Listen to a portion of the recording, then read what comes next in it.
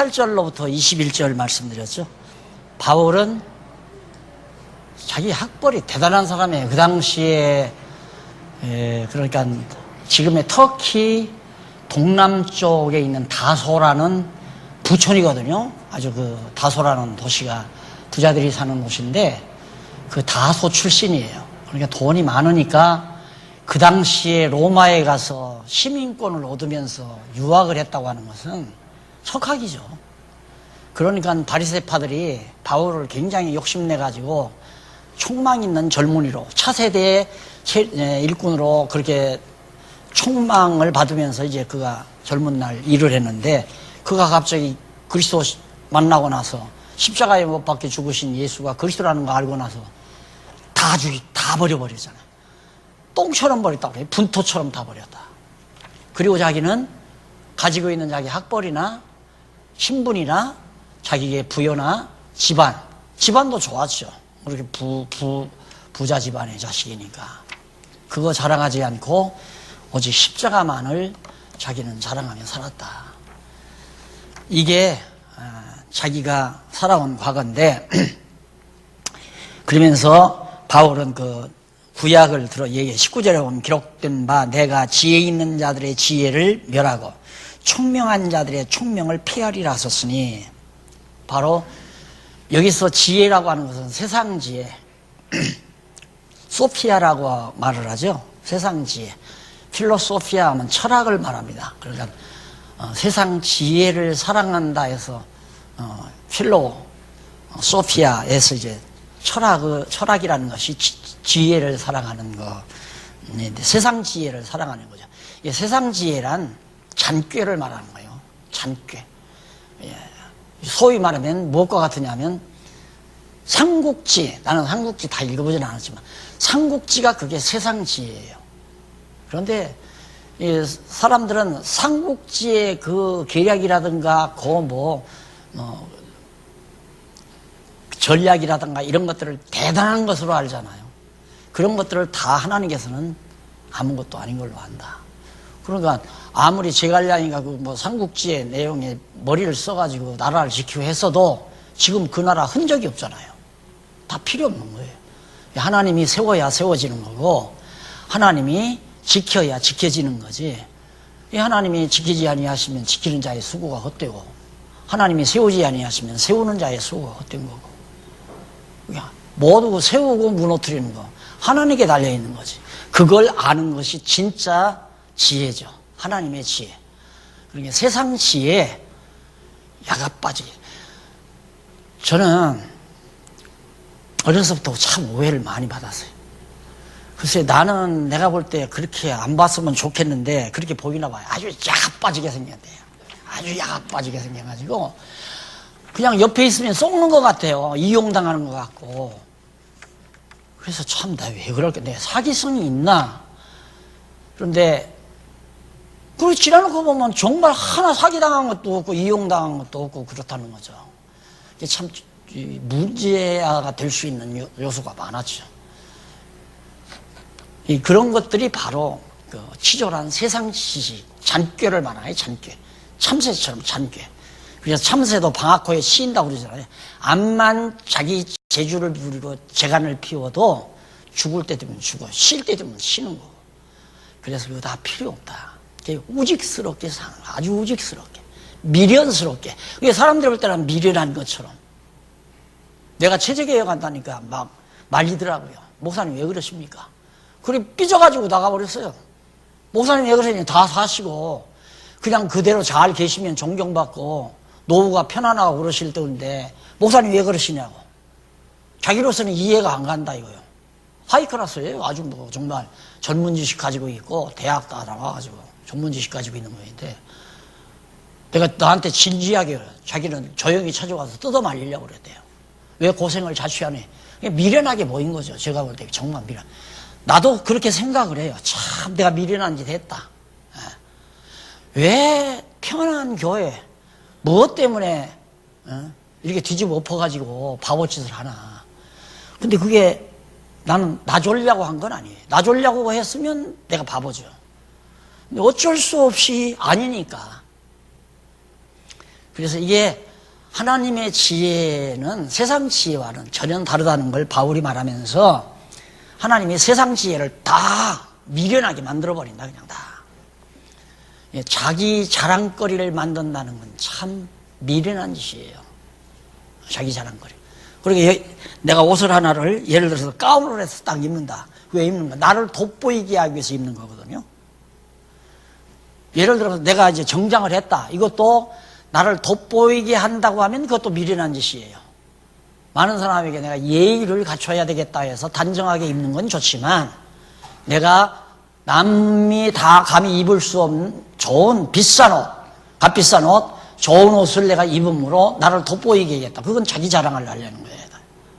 그런 것들이 세심하게 자기를 억어할 수 있는 능력이 자기 가지고는 안 돼요. 하나님의 말씀이 나를 사로잡아줘야 그렇게 하는 거죠. 남이 칭찬하고 남이 비난하고 거기에 민감해지지 않는 거죠. 칭찬해도 아유 나중에 혹시 욕할지도 모르는데 뭐 세상 뜻인 분 얘기해서 안 되지만 우리 김창일 장로님이 학창시절에 대학시절에 날 만났잖아요. 만나가지고 목사님 존경합니다. 정말 목사님 존경합니다. 내가 그랬어요. 존경한다고 하지 말고 나중에 욕이라도 하지 마. 욕이나 하지 마. 내가 그랬더니 나중에 장가 가서 장로 돼가지고 했을 때 그 얘기했더니 자기는 그 얘기가 기억이 안 난대요. 들은 적도 없대요. 나는 몇 차례 했거든요. 왜 날 존경한다는 사람이 나는 제일 좀 주의해야 된다 이런 생각을 많이 해요. 왜? 언젠가는 자기 마음에 안 들면 욕할 수도 있으니까. 근데 존경하지 않고 그냥 내가 가리키는 말씀에 공감을 하고 살면 그 사람이 오래 가는 거죠. 그냥 말씀 때문에 만나서 사는 거지 사람은 다 거기서 거기 아니에요. 잘났으면 얼마나 잘나고 이름 있으면 얼마나 이름이 높고 명망이 있으면 얼마나 명망이 있으며 학벌이 있으면 얼마나 학벌이 있겠습니까? 다 거기서 거기죠. 문제는 우리가 가까워지는 건 믿는 것과 하는 것이 하나 돼야 가까워지는 거죠. 그래서 사도 바울이 나는 그리스도 십자가만을 자랑하고 산다. 하나님이 다 세상 지혜 다 뭉거뜨려버리고 하나님의 지혜를 내세운다. 22절로 25절에 보면 소명된 자들에게는 그리스도가 능력과 지혜임을 알려줍니다. 그러니까 세상 지식 소피아가 아닌 하나님의 지혜, 하나님이 주시는 지혜, 소명된 자들에게 그리스도가 십자가에 못 박혀 죽으시는 게 얼마나 미련해요. 참 미련하니 왜 죽어요? 예수님 자신이 말했듯이 지금이라도 내가 명령하면 하늘에 12명이나 더 되는 천사들이 와서 날 죽이려고 하는 이 사람들을 한꺼번에 다 해치울 수 있다. 제자들에게 그랬잖아요. 그렇게 살아야 정말 당당하고 지혜로운 건 아니에요? 그런데 온갖 비난과 거짓말로 모함하고 고소하고 난리를 치우고 뺨을 때리고 침을 뱉고 그래도 묵묵히 쓰면서 그냥 그 모진 십자가 형틀에 묵묵히 매달려 피 한 방울 남김없이 쏟으시는 그 미련둥이. 미련한 짓이죠. 한없이 미련한 짓이죠. 그것이 하나님의 지혜다 이에요. 예, 세상적으로 미련한 것이 하나님께는 지혜로운 것이다. 지금 바울이 그걸 강조하고 있는 겁니다. 그 다음 26절로 31절에 보면 거기 보면 육체를 자랑치 못하도록 미천한 것들을 택했다고 하나님께서 그렇게 사도 바울이 말하고 있습니다. 육체를 자랑하지 못하도록 미천한 것을 택했다. 그러니까 육체 자랑하면 교회가 분쟁이 일어나니까 육체를 자랑하지 못하게 내가 가끔 그런 얘기를 하죠. 키가 그냥 탁 더도 말고 10cm 가까이만 좀 컸었으면 나도 몇만 명 목회를 한번 할 수 있었을 텐데 사람들이 그러더라고요. 목사님은 키만 조금만 컸으면 대성을 할 건데 그래서 니나 커라. 내 속으로 그래요. 니나 커라. 바울이 그렇게 못생겼대요. 외모는 참 못생겼대요.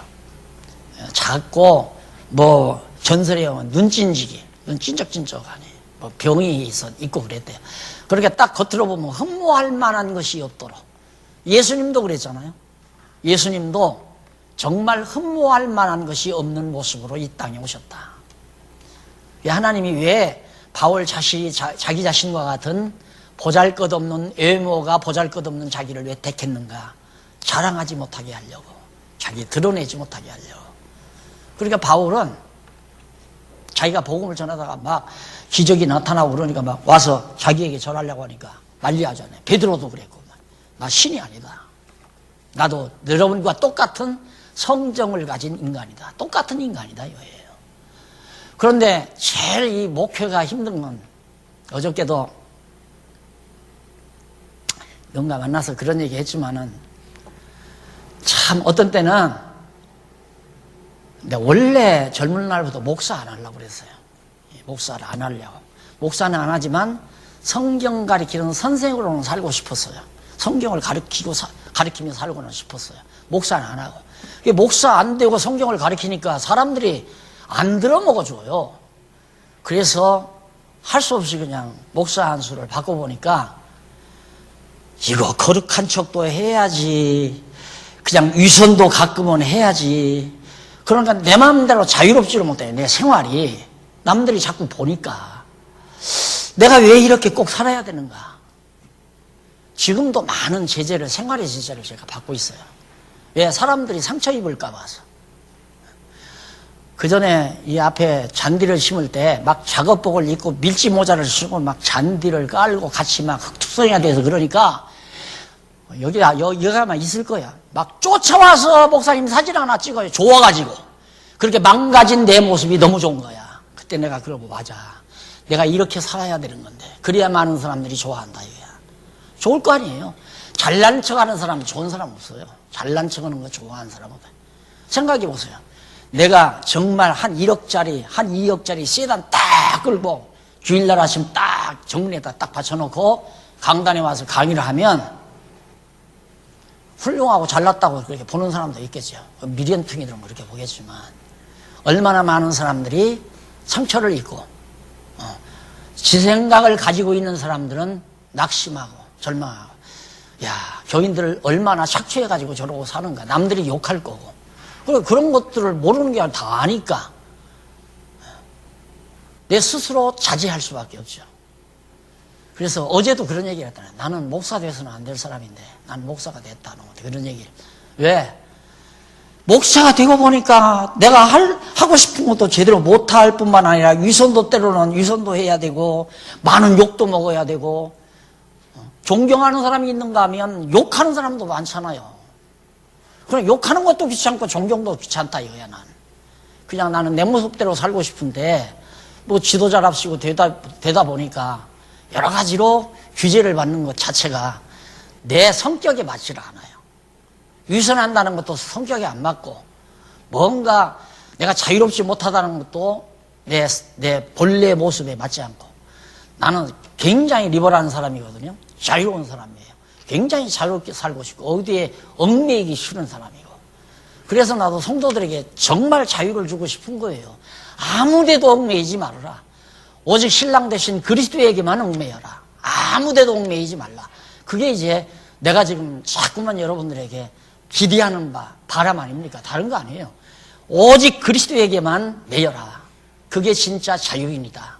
사람에게 매이지 말고, 제도에도 매이지 말고, 형식에도 매이지 말고 오직 그리스도에게만 매여라. 바울도 십자가만 자랑하는 것이 바로 그런 거예요. 근데 이런 성격들이 하나하나 만들어진 것이, 자꾸 제가 성경을 상고하면서 바울의 그 표현이라든가 이 서신서에서 나오는 바울의 사상을 그대로 갖다가 각인시킨 것 같아요. 내 마음속에. 그래서 그것들이 자꾸 나를 지배해 가는 거거든요. 그래서 바울이 한없이 존경스러운데도 나는 바울처럼 못 산 것에 대해서 가끔은 자책을 하게 되고, 그런 것들이 이제 많이, 바울은 이렇게 활달하게 살아버렸는데 나는 왜 이렇게 얽매여서 사나, 이런 생각도 하게 되고요. 육체를 자랑하지 못하도록 미련한 것들을 하나님이 택했다. 하나님이 자기를 이렇게 미련한 자기를 택해서 하나님의 복음의 종으로 삼은 것도 내가 정말 미천한 것들이기 때문에 내가 잘난 거 없다. 그러니까 내패되지 말라. 날 따르려고 하지 말아라. 오직 인간 따르려고 하지 말라. 그게 지금 이 본문 가운데서. 그래서 거기 29절에 보면 이는 아무 육체라도 하나님 앞에서 자랑치 못하게 하려 함이라. 너희는 하나님께로부터 나와서 그리스도 예수 안에 있고 예수는 하나님께로 나와서 우리에게 지혜와 의로움과 거룩함과 구속함이 되셨으니 기록된 바 자랑하는 자는 주 안에서 자랑하라. 함과 같게 하려 함이라. 자랑할 것이 있다면 그리스도 안에서 자랑하라. 넘어가서 2장 1절로 16절까지 지혜로 아니하여 분열됨.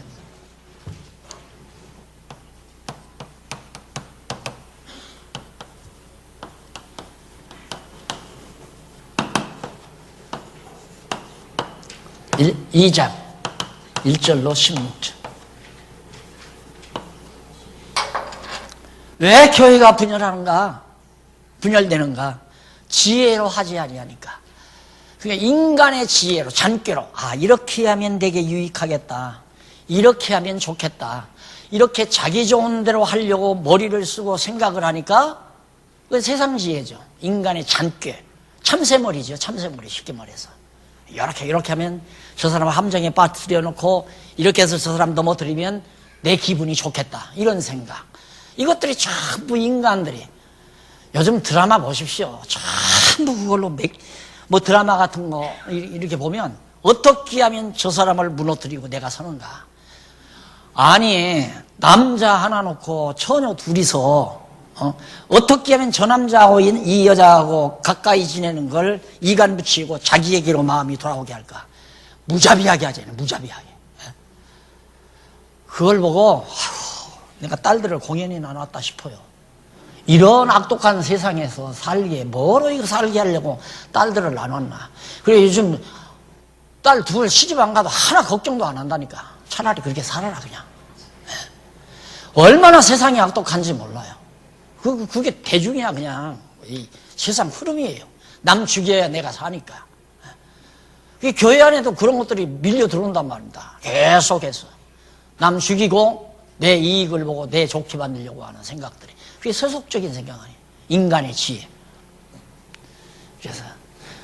그래서 거기 보면 근거 그 중간 조금 내려와서 문단에 보면 일찍이 여호와 하나님께서는 르호보암 왕이 지혜로운 노인들을 의존하지 아니야. 의견을 듣잖아.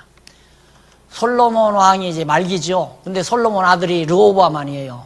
그래서 솔로몬이 죽고 르호보암이 왕이 됐어요. 왕이 되니까 아버지의 신하들은 다 늙었잖아요. 늙은 신하들이 르호보암 왕 밑에 와서 솔로몬의 신하 노릇하다가 아들의 신하 노릇을 하는 거예요. 근데 어른들이 가르쳐 주는 거니까 답답한 거야 이게. 그러니까 젊은 놈들을 택해서 신하로 많이 발탁을 했어요.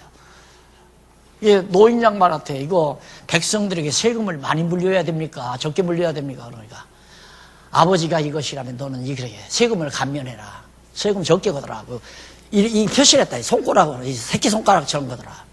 기분 나쁘죠, 르호보암은. 세금 많이 걷어서 부귀영화를 누리고 자기 신하들도 좀 퍽퍽 다 밀어주고 그러고 싶은데. 젊은 애들을 불러드렸어요. 젊은 신하들이 안 됩니다. 왕이, 부왕께서 솔로몬 왕이 이걸 하면 당신은 이거 해야 합니다. 세금을 대폭 올려야 됩니다. 거기에 르호보암이 솔깃한 거예요. 지혜로운 말 안 들어요. 그래서 노인은 지혜로 뭉쳐진 겁니다. 젊은 사람들이 올 때는 머리가 허옇고 힘도 없고 이렇게 쪼벅쪼벅 걸음걸이도 좀 모자라고 그러니까 외모로 무시당할지 모르지만 이 머릿속에는 몇십 년 동안의 경험 속에서 쌓여진 하나님께로부터 받은 지혜가 똘똘 뭉쳐서 있는 지혜 덩어리들이 노인들이라 이 말이에요. 그런데 노인들을 다 무시해버리니까 나라가 확 갈라지고 분열해. 그러니까 지혜로 아니하면 나라 갈라진다 이거예요. 그게 여호수아가 광야 40년 살 때 다 봤잖아요. 그걸 다 봤기 때문에 여호수아는 지혜가 있어요. 어떻게 해야 나라가 평안하게 잘 산다는 게. 근데 여호수아 죽고 그 시대 사람들이 노인들이 다 돌아가셨어요. 그 젊은 사람들이 딱 나라를 잡더니만 그때로부터 사사시대가 오잖아요.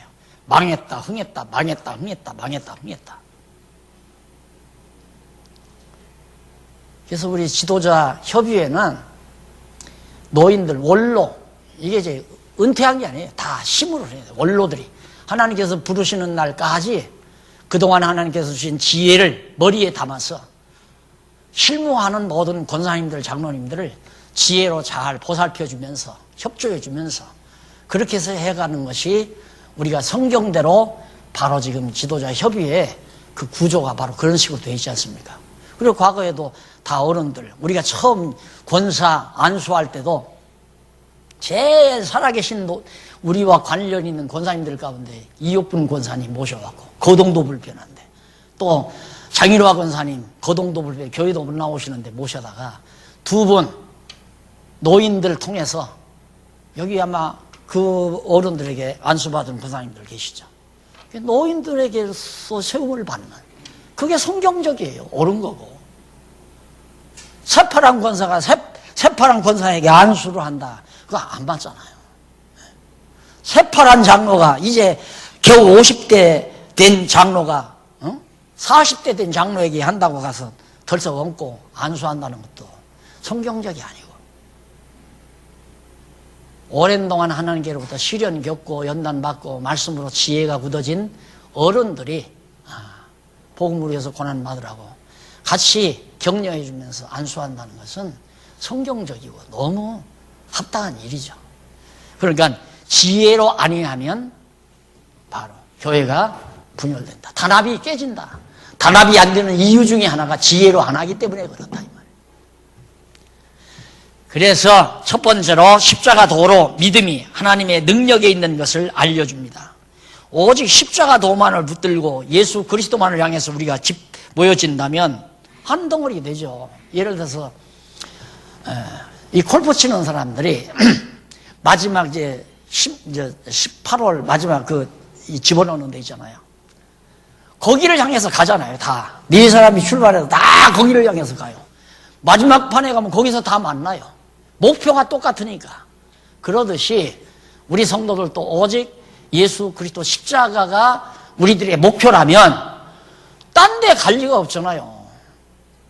그런데 여기 있는 김씨, 여기 있는 이씨, 저기 있는 최씨, 여기 있는 박씨, 일일이 목표가 다 다르니까 따로따로 다 흩어진다, 이 말이에요.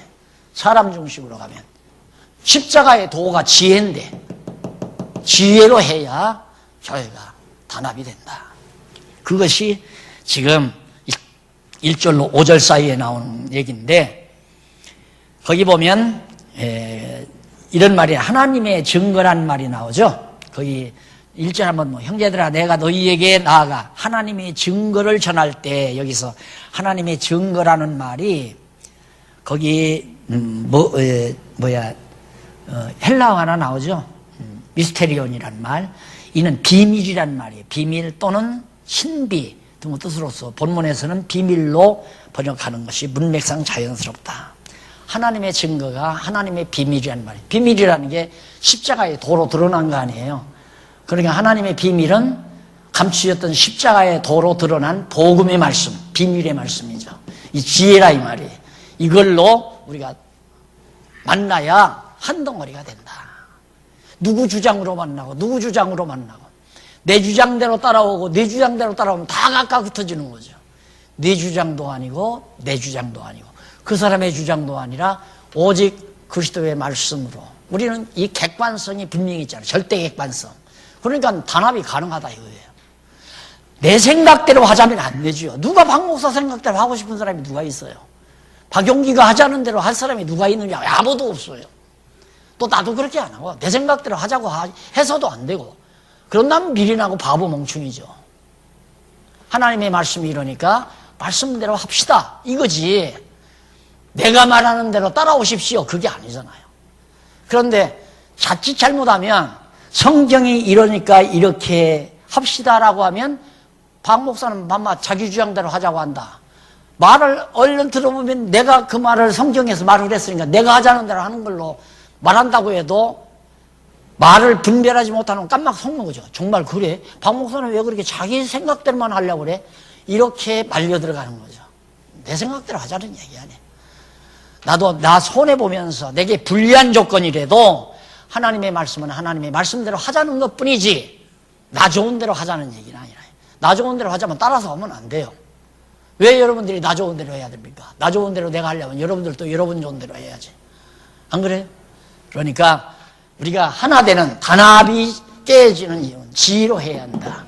내 주장이나 내 주장이나 그 사람 주장이나 사람 주장 따라가면 안 된다. 자, 그렇게 해서 정리를 해놓은 내용이 나와 있고요. 그 다음에 조금 지나서 4절에 한번 보세요. 내 말과 내 전도함이 지혜의 권하는 말로 하지 아니하고, 여기서 지혜의 권하는 말이란 철학적이고 이론적이고 아주 학문적인 이런 지혜로, 세상 지혜를 말하는 겁니다. 이런 세상적인 지혜의 말로 하지 아니하고, 할만하죠. 바울은 석학이었으니까, 그 당대의 석학이었으니까 헬레니즘, 히브리즘 모든 철학 다 섭렵한 사람인데 왜 할 말이 없겠어요? 근데 그거 다 필요 없더라요. 다 분토처럼 져버려버리고 오직 비련하게 보이는 십자가의 도만 자기가 전했다. 그래서 지혜의 권하는 말로 하지 아니하고 다만 성령의 나타내심과 능력으로 하여 너희 믿음이 사람의 지혜에 있지 아니하고 다만 하나님의 능력에 있게 하려 함이라. 하나님의 능력, 이 지혜죠. 십자가의 도가 하나님의 능력이라 이 말이죠. 그리고 넘어가서 2장 6절로 12절 한번 보세요. 2장 6절로 12절 보면 미리 정한 하나님의 지혜는 성령만 통달할 것을 알려줍니다. 하나님의 지혜는 사람의 지식 가지고 못 깨달아요. 절대 못 깨달아요. 사람 생각 가지고 안 돼요. 나는 이 강론집을 쓰면서 참, 오늘도 어느 장로님이 나한테 그래요. 목사님 어떻게 그걸 쓰면서 막 하기도 싫고 그래서 쓸 건데 어떻게 이걸 끝까지 이렇게 하셨느냐고 묻는데 제가 그렇게 답변을 했어요. 내가 금광을 캐는데, 금광 광맥을 발견한 거지, 금을 캐는데 캐다가 10m를 캐들어가도 금맥이 안 나타나는 거예요. 그러면 놓지요. 꽃갱이도 놓고 좌절해버리고 광산 다 패버리고 말아버리죠. 그런데 이게 캐면 캘수록 금맥이 끊이지 않고 나오니까, 계속 금맥이 있으니까 100m고 500m고 1000m고 캐 들어가는, 계속 금맥만 보고 캐 들어가니까 그 금맥이 안 보였으면 피골이 상접했을 거예요. 바짝 말라가지고. 저 처음에 장안중앙교회 개척할 때 누가 사진 하나 찍어준 거 있는데 이렇게 했습니다. 아마 이거 쓸 때 이렇게 바짝 말랐을 거예요. 얼마나 신경을 쓰겠어요. 이 말을 막 고민하고 괴로워하고 막 이걸 억지로 하고 이거 써야 되는데 이거 쓰다 말면 자존심 상하는데 이런 생각 가지고 이거 했으면 이렇게 되는 거죠. 그런데 나오니까 즐겁게 캐면 또 나오지, 캐면 또 나오지. 그래서 빨려 들어가서 결국 20년 동안에 쓴 거 아니에요. 그러니까 읽는 분도 그 맥을 찾으면 끝까지 다 읽는 거예요. 읽는 분도. 그래서 나 그걸 이게 쓰면서도 정말 이걸 사람들이 읽어줄까? 이렇게 무미건조하게 쓰는 걸 읽어줄까? 뭐 거기에서 토끼 얘기도 나오고 곰 얘기도 나오고 재밌는 천사 얘기도 나오고 누구 뭐 젊은이들 뭐 로맨스도 나오고 이러면서 재밌게 써준 소설같이 써놓으면 사람들이 말려들어서 읽겠지만, 이렇게 무미건조하게 성경은 이 말씀은 이런 내용입니다, 이 말씀은 이런 내용입니다, 이 말을 사람들이 읽어줄까? 읽더라니까요. 한 번 읽으면, 어떤 사람은 석 달 만에 다 읽었다고 들어요. 석 달 만에 다 읽고 또 읽는데 이제는 1년 걸려서 읽으려고 찬찬히 읽어 안 돼요. 이걸 뭐 하려고 읽어요? 말려드니까 읽어하는 거예요. 그 금맥이 보이니까. 그래서 하나님의 지혜, 이 지혜는 성령께서 역사하지 아니하면 절대 성경은 못 깨닫는다. 그래서 성령 감동으로 기록이기 때문에 성령께서 그때그때, 얼마 전 썼던 마지막 18권도 그래요. 나는 요한계시록 처음에 시작했다가 포기했어요. 아, 이거 18권은 1년 미뤄야 할란가 보다. 딱 포기하고, 야, 어떡하나. 캄캄해, 앞이. 안 보여요. 개론은 해놨는데 내용이 구석구석 내용이 다 맞아 떨어져야 되잖아요. 대충은 해놨는데.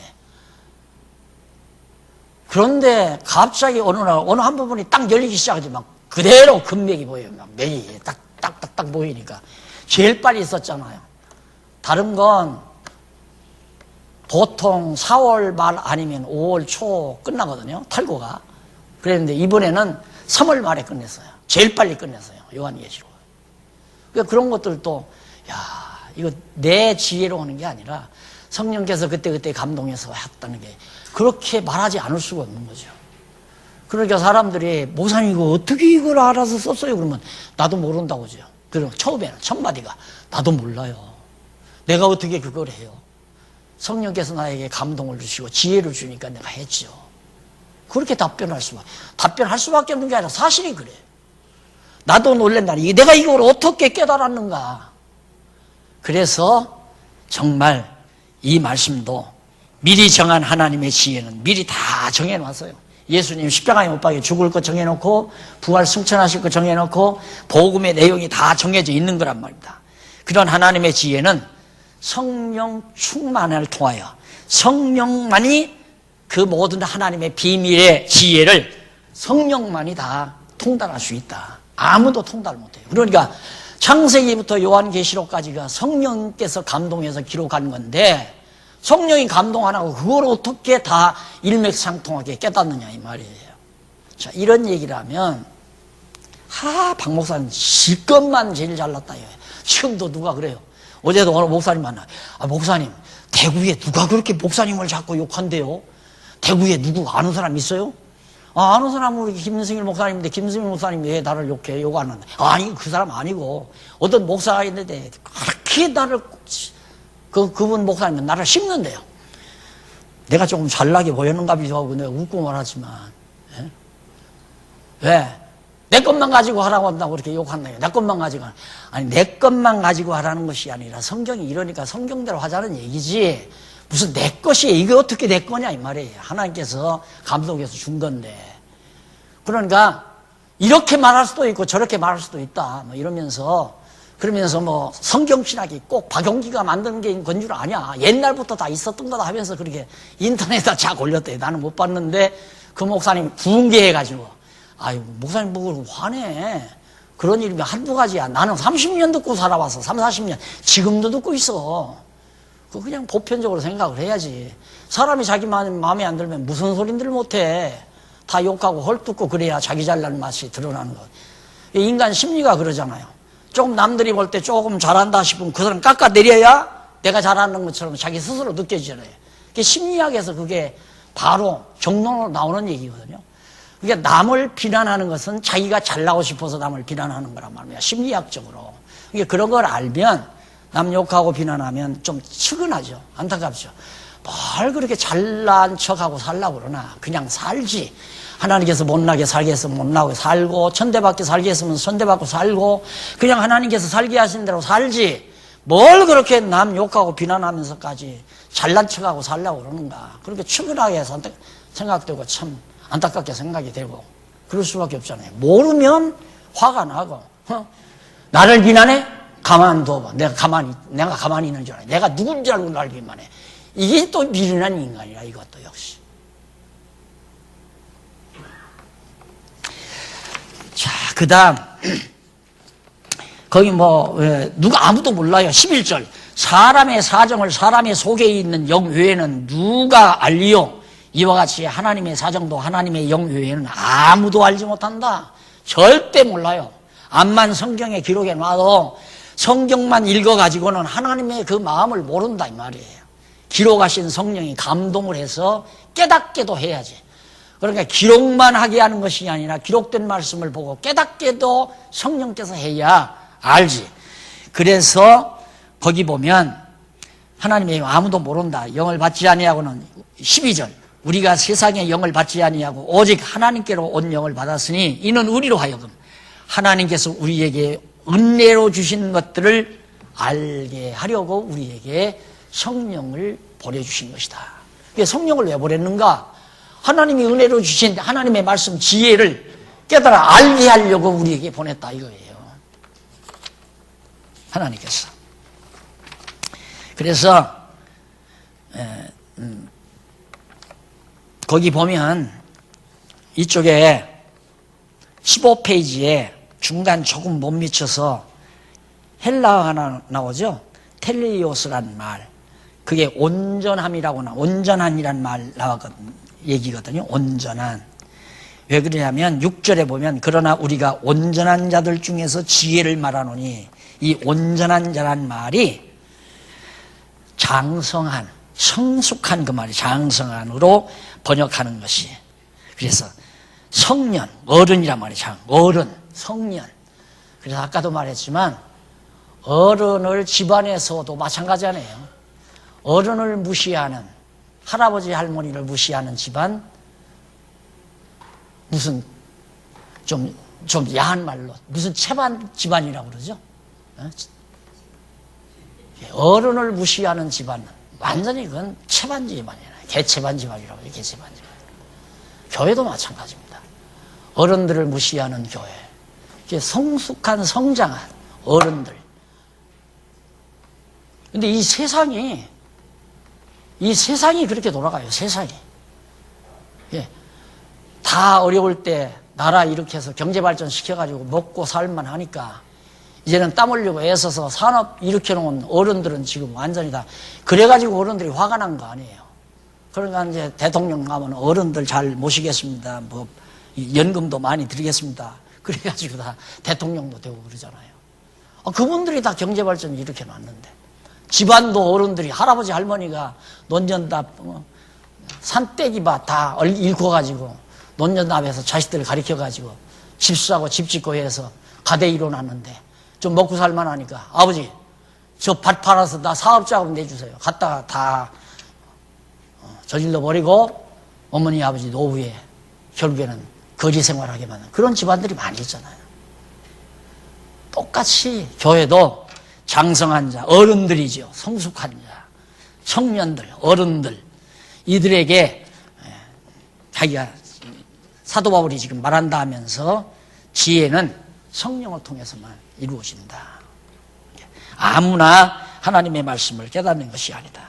그러면서 이 지혜는 이 세대의 관원이 하나도 알지 못해. 이 세대의 관원이란 말은 그 당시에 잘나고 대단한 석학들, 훌륭한 사람들이라고 하면 아무도 모르는 거예요. 아무도.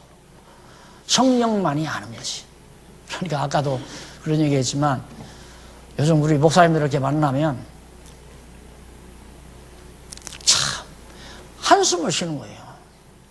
목사님, 내가 몇십 년 목회해 왔는데 아무것도 몰라가지고 목회만 했다 이거예요. 그래 지금 마음이 허탈하다 이거예요. 내가 목사님을 뭐 10년이든 한 20년이든 만났어야 되는데 그래 내가 무슨 그냥 적기에 하나님이 만나게 한 줄 알고 그냥 되는 대로 살아요. 나는 그래버리죠. 20년 전에 날 만났으면 목사님 따라서 나도 정치꾼이 됐겠죠. 교단에 왔다 갔다 하면서 이름 내고 잘난 척하고 교회 정치하면서 하나님께서 만나면 안 되게 생겼으니까 그때 못 만나게 한 거니까 쓸데없는 생각하지 말고 지금이라도 하나님께서 되게 하시는 대로 사시라고. 바울은 자신이 장성한 자들에게 말한 지혜의 성격에 대해서 언급하는 내용이 바로 그 뒤에 쭉 나와요. 그 언급한 내용이 첫째는 이 세상의 지혜가 아니다. 그 다음 둘째는 세상이 없어질 관원의 지혜도 아니다. 셋째는 오직 비밀한 가운데 있는 하나님의 지혜를 말하는 것이다. 감추었던 것. 그리고 넷째는 하나님이 우리의 영광을 위하여 만세전에 미리 정하신 것. 십자가 사건이죠. 복음이네요. 이것이 지혜다. 그러니까 예수가 그리스도라는 걸 알고 있는 건 우리는 정말 성령을 통해서 지혜를 얻은 거예요. 그걸 알았다는 사실이. 예수가 그리스도라는 사실을 안 것이 대단한 지혜인데 우리는 그걸 대단한 지혜로 생각하지 아니하고 뭐 그거 다 아는 건데 뭐 다 알면 굉장히 휘중하게 생각해야죠. 예수가 그리스도라고 하는 사실을 알았으면. 넘어가서 2장 13절로부터 16절. 하나님의 신령한 일을 신령한 자만 분별할 것을 알려줍니다. 우리가 이것을 말하거니와 사람의 지혜의 가르친 말로 아니하고 오직 성령의 가르치신 것으로 하니 신령한 일은 신령한 것으로 분별하느니라. 내가 지금 이렇게 써드리는 거 이거 그냥 제가 이 말씀을 통해 성경을 통해서 알기 쉽게 정리해 놓은 거 아니에요. 이게 내가 짜낸 것도 아니고 내가 구상해낸 것도 아니고 어디 없는 걸 말하는 게 아니라 성경에 있는 걸 알기 쉽게 요약해서 정리해 드린 거예요. 여러분들이 잘 전달받게 하기 위해서. 너무 정확하잖아요. 어떻게 교회 단합이 왜 깨지냐? 인간에게 속했기 때문에 깨진다. 그 다음 육체를 자랑하기 때문에 깨달은 거예요. 그 다음 지혜로 아니하기 때문에 그래서 교회가 깨지는 거다. 그래서 이런 신령한 일은 신령한 자만 분별하기 때문에 이렇게 아는 자들, 신령한 자들은 신령한 교회를 이루어가는 거예요. 그래서 우리는 신령한 교회지 다른 일반 교회들처럼 건물 지어놓고 건물 아래 예속된 자만을 향해서 교회라고 말하는 이건 이제 우리 머리에서 없애버려야 돼요. 그걸 없애니까 자꾸 이해가 안 간다는 거예요. 왜 교회가 다 없어지냐? 그래 또 교회가 없어졌다고 생각하. 교회가 왜 없어져요? 없어지기를. 교회 안 없어져요. 없어질 리가 없죠. 교회는 신령한 교회지. 그런데 우리 전통 교회가 보이는 교회와 보이지 않는 교회, 신학 공부 다 했잖아요. 보이는 교회는 이게 건물 짓고 이렇게 모여 있는 게 보이는 교회고, 보이지 않는 교회는 이미 죽은 사람, 또 아직 태어나지 않은 사람이지. 그게 보이지 않는 교회다. 그래서 신령한 교회를 보이지 아니하는 교회라고 이렇게 쌤 그렇게 이꼴로 만들어 놓은 거예요. 생각들을. 그러니까 지금 체제개혁 이런 것들은 다 무교회주의에서 나온 사상이다. 이렇게 또 생각할 수 있죠.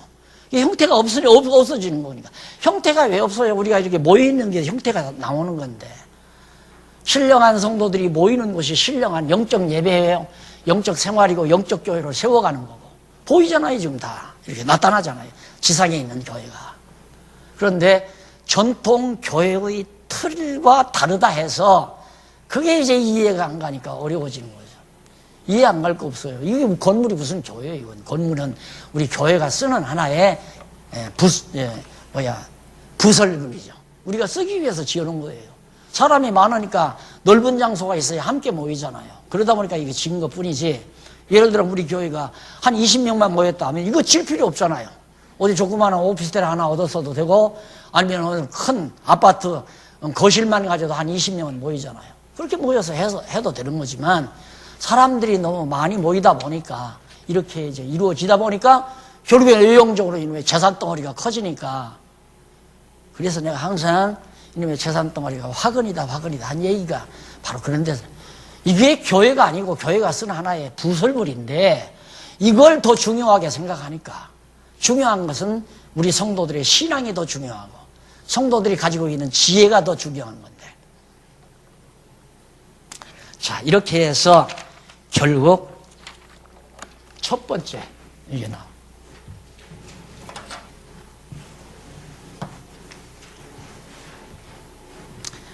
그래서 두 번째는 요거 단합은 이제 1장에서부터 2장까지죠. 그리고 두 번째가 제대로 안 쓰니까 자꾸 단합. 1장에서 2장. 그 다음 두 번째는 한쪽 가로 두 번째는 단합이 이루어지는 조건. 단합 조건이에요, 조건. 단합이 어떻게 하면 이루어지는가? 3장에서부터 4장까지인가요? 네. 3장에서 4장까지. 오늘 진도를 여기까지 좀 나가고 싶었는데 오늘 처음 서두가 좀 길어졌는데 조금만 하고 끝내십시다. 3장, 4장이 어떻게 하면 단합이 이루어지는가? 거기 밑에서 5째 줄 19페이지 여호와 하나님께서는 노아의 후손이 하나님을 대항해서 탑을 쌓아 흩어짐을 면하려고 했습니다. 인간의 노력으로 안 흩어지고 우리 단합해서 살자. 다 필요 없는 거예요. 인간 노력으로 단합하려고 하는 건 하나님이 다 흩어버려요. 전부 다. 그러니까 그렇게 흩어지도록 섭리하셨고 그리고 사방에 흩어진 이스라엘 각 지파의 자손들을 예루살렘으로 돌아오게 하여 단합을 이루도록 하셨다. 하나님이 단합을 시켜야 단합을 하지 인간들이 노력으로 자 저 사람 떼내고 저 사람 떼내고 다 나한테 와라 그래서 단합하자. 필요 없는 거예요. 다 헛수고예요. 쓸데없는 생각이에요. 그냥 놔둬요. 그냥. 왜? 하나님이 단합시키고 하나님이 흩으시고 그걸 인간이 앞에 서서 단합시키려고 하고 인간이 앞에 서서 흩으려고 하고 내 마음에 안 드는 사람 다 흩어버리고 내 마음에 드는 사람들만 단합시키고 그러니까 교단이 되고 그러니까 하나의 이단 집단이 돼버리는 거고 그러다 보면 교주가 되는 거고 내가 미련했으면 아마 장안동서부터 교주가 됐을 거예요. 늘 조심하는 게 그겁니다. 교주 자리는 아니다. 나는 교회의 주인도 아니고 나는 다만 성경 가리키는 교사 이상도 이하도 아니다. 그래서 일찍부터 당회장직도 안 하고 그냥 당회 또 참석도 안 하고 아야 나는 교회 주인이 아니니까 그것 가지고 안 되더라니까요. 이게 성경대로 교회가 바르게 체제가 갖춰지면 모르지만 내가 당회장 안 한다고 해서 교주 안 되는 게 아니에요. 예, 단합이 이루어지는 조건은 하나님께서 하시는 건데 당장 나오잖아요. 3장 1절로 23절까지가 하나님께 속해야 이 조건이죠. 첫째가 하나님께 속해야 이게 2장 1절로부터 그 이하 23절까지. 네? 3장 죄송합니다.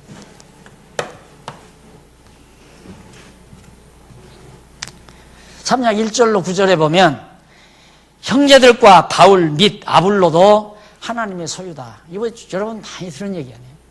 바울은 뭐고 아볼로는 뭐냐? 아무것도 아니다 이거예요. 그냥 물 주는 자고 씨 뿌리는 자고 심는 자고 물 주는 자고 자라게 하시는 이는 하나님이다.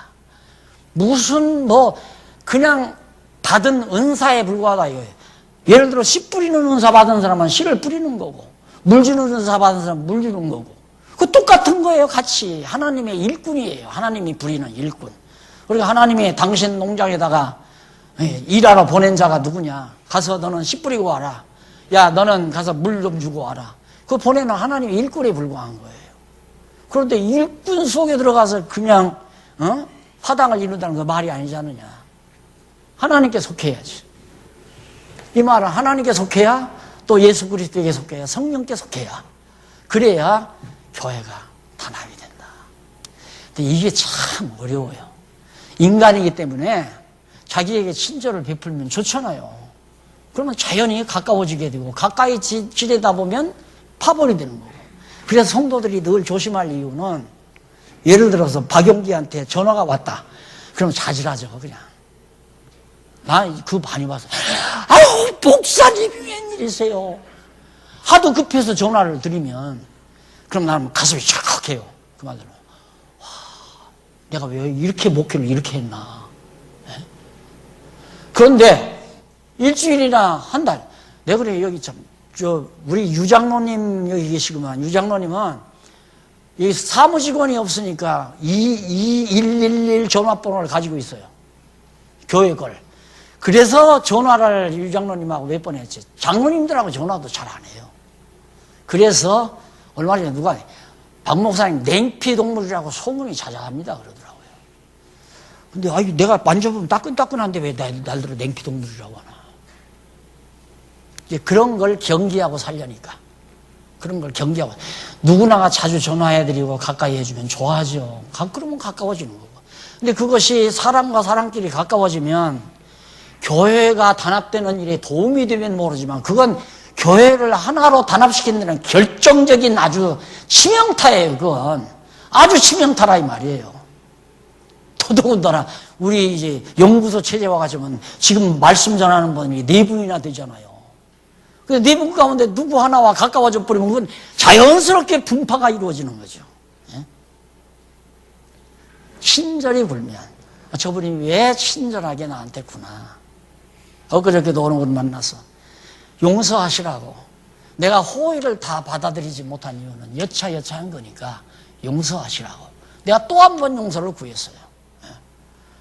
내 마음으로 인간적으로 생각하면 당신 같은 사람 세상에 태어나서 만나기 힘든 분이다. 그렇지만 당신의 호의를 내가 훈연스럽게 받아들이지 못한 이유는 이런 사연 때문에 그러니까 그리스도 안에서 서로 가까이 지나자. 이러고 내가 사정을 했어요. 이번에도. 그러니까 그러지 않냐면 교회답다울 수가 없어요. 제 평생 남은 여생 소원이 그거 아니에요. 가능만 하면 우리가 완전해질 수는 없어요. 우리가 육신을 가지고 있으니까 이게 이제 100이라 싶다. 완전한 교회. 최소한으로 중간은 좀 넘어섰으면 되고 50%. 자, 욕심을 부린다면 70%만이라도 교회가 좀 더 성숙한 모습. 그거 한번 보고 죽었으면 좋겠다는 게 제 마지막 소원이에요. 그게 보여주고, 그러니까 하나님 하시는 일을 보고 살고 싶다는 말이 그 얘기예요. 하나님이 어떻게 교회를 순수하게 키워 가시나. 그거 눈으로 보고 50%도 좋지요. 60%도 좋고 70%도 좋지만 최소한 70%만 된다면 미소 짓고 죽을 것 같아요. 진짜 미소를 짓고 장로님, 권사님, 집사님 교회 정말 더 아름답게 해주세요 하고 손 꼭 붙들고 미소를 짓고 죽을 것 같아요. 소원은 그거 하나밖에 없어요. 어떻게든지 성경에서 말하는 교회대로 모든 성도가 주를 위해서 충성하고 주를 보고 충성하고 박목사 보고 하지 말고 목사 보고 하지 말고 운영비 내는 것도 목사 불쌍해서 내주지 말고 제발 그 일이 소중하니까 합력하기 위해서 운영비도 내고 재단 이사도 하고 자취회비도 내고 차세대 연보도 하고 다 주님 앞에서 해야지. 박 목사 보고 했는데 박 목사가 그 돈 보니까 뭐 인사도 안 해. 목사님, 저 장로님 연보하시느라고 수고하셨습니다. 그럼 이제 삐지는 거야. 어떻게 나는 아껴서 돈 아껴서 몇십만 원, 몇백만 원 연보를 했는데 박 목사가 아는 척도 안 하나. 이게 아니다 이 말이 아니야. 박 목사가 인정은 뭐예요? 내가 인정하는 거 아는 척하면 솔직한 말로 아양 떠는 거예요. 돈 좀 더 내라 그 말이에요. 틀렸어요? 틀렸냐고요? 아유 집사님 생활이 어려운데 어떻게 연보를 그렇게 많이 했어요? 이 말 하는 건 칭찬 듣고 좀 돈 좀 더 내라는 얘기 아니에요. 너무 야속스럽게 얘기하나? 나는 그렇게 생각을 해요. 그러니까 그 얘기도 못 하는 거야 나는. 왜? 나를 위해서 한 것처럼 저분이 생각할까 봐서. 오직 주를 위해서. 오직 주만을 위해서.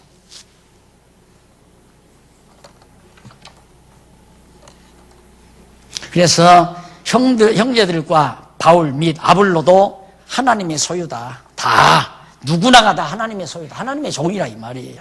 그거 안 읽어도 여러분 다 아는 거 아니야.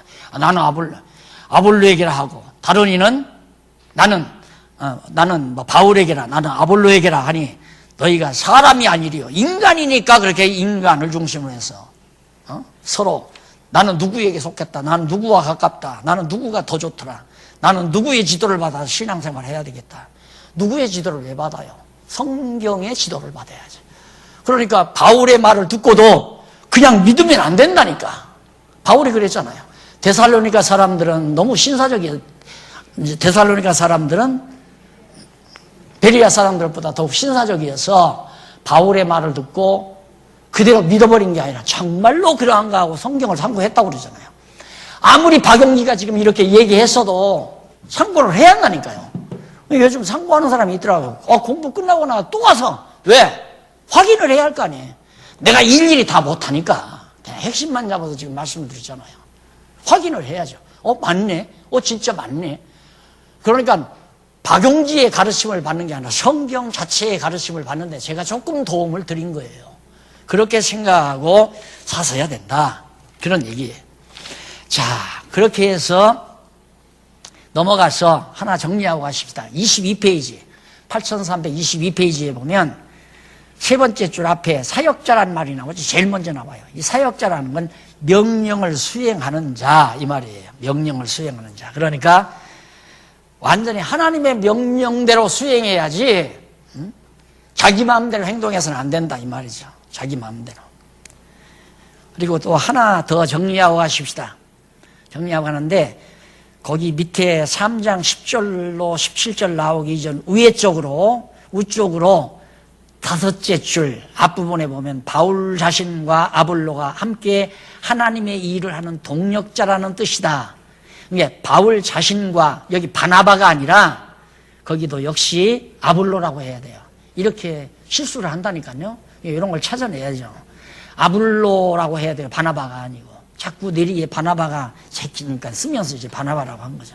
바울 자신과 아볼로는 동력자로서 함께 고린도 교회 곧 하나님의 밭과 집에서 하나님의 명령을 따라 일하는 종들이라는 뜻으로 말했다. 무슨 얘기냐면 하나님과 함께 하나님의 명령을 따라 하나님과 함께 일하는 자다 그러면 하나님하고 대등하게 일하는 자라고 생각하면 안 된다 이 말이에요. 하나님과 대등하게 하나님과 함께 일하는 게 아니라 하나님의 일을 바울과 바나바가 함께 동력하는 자다. 그래서 동력자라는 말이 너무 좋아요. 그래서 직분별로 말하면 뭐 권사가 뭐 어쩌고 장로가 어떠고 그러는데 장로도 권사도 다 하나님의 일을 하는 동력자예요. 그래서 지도자라는 말보다는 동력자라는 말이 훨씬 더 부드럽고 좋다라고 내가 늘 강조하는 이유가 거기 있습니다. 조금 더 진행했으면 좋겠는데 3장 10절로부터 다음 시간 하기로 하고 오늘 강의 여기까지 마무리하겠습니다. 기도하십시다. 살아계신 하나님 아버지 은혜를 감사합니다. 하나님께서 이 땅 위에 주님의 몸된 교회를 세우기 위해서 아들을 보내시고 십자가에 못 박혀 죽으시고 부활 승천하게 하소서. 성령 보내가지고 오늘 이 자리에 하나님의 귀한 백성들을 모아주셔서 교회가 되도록 역사하셨습니다. 하나님의 지혜로 한 튼튼하고 견고한 교회가 되도록 인도해 주시옵소서. 예수님 이름으로 기도드립니다. 아멘. 수고하셨습니다.